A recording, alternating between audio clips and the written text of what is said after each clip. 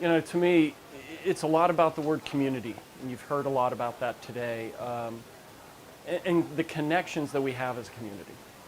There's people of different walks of life living in different places, but there's something that connects us, and I think that's our understanding of what it means to live together in a community.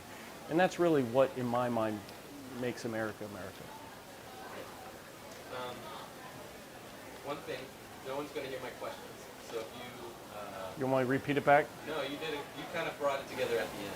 Okay. But just knowing that going forward, that if I asked you a question like, how did your family ancestors participate in and influence the founding of our nation? So my family, yeah.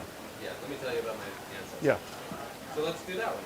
How did your family ancestors participate in and influence the founding of our nation? So my great-grandfather was an Irish immigrant. My entire family settled in central Pennsylvania. Their whole family came over. Take your notes. Yes. Let me try it again. Yeah.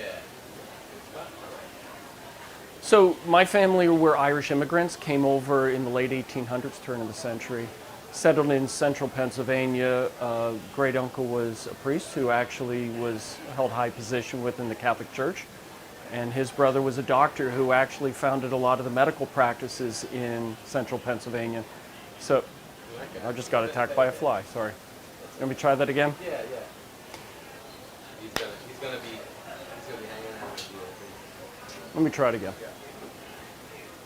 So my family were Irish immigrants. Around the late 1800s, turn of the century, brother, father. Sorry, let me try this again. So distracting. This thing is dive bombing. My family were Irish immigrants, came over from Ireland in the late 1800s, settled in central Pennsylvania.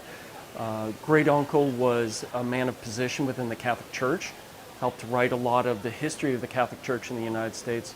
His brother was a doctor who founded one of the big medical practices in central Pennsylvania, which was a big railroad town at the time.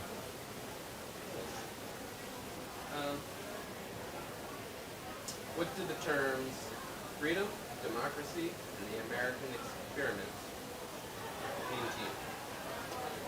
So if you're talking freedom, to me, and it's a misunderstood term, it's your ability to.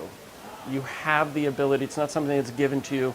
It's something that you're able to get, and it's something that you have to fight for. It's not something that is going to be granted to you. You have to keep defending it against people who do not want you to have that freedom.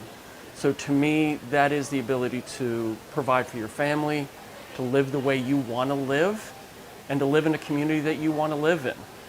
And that's a big part of what we're trying to celebrate at 250, is you have a large group of people who enjoy that freedom, want to defend that freedom, and who want to celebrate everything that came forward to this point that gave us that freedom. You're already knocking them out.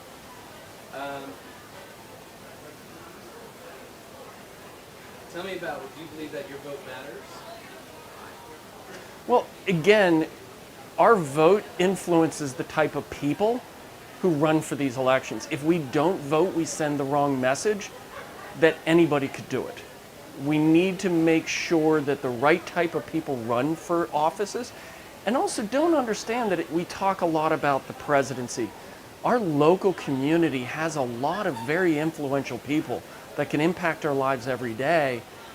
And when we talk vote, we cannot look beyond our township, our county, and all the people that influence those groups, and all the way up to our Senate, which again is a big part of how we live our lives, and the people we elect to those positions have a big decision-making process in what we get and what we don't get. You're done. Awesome. Okay. Easy, right? I guess so. I guess so. You nailed it.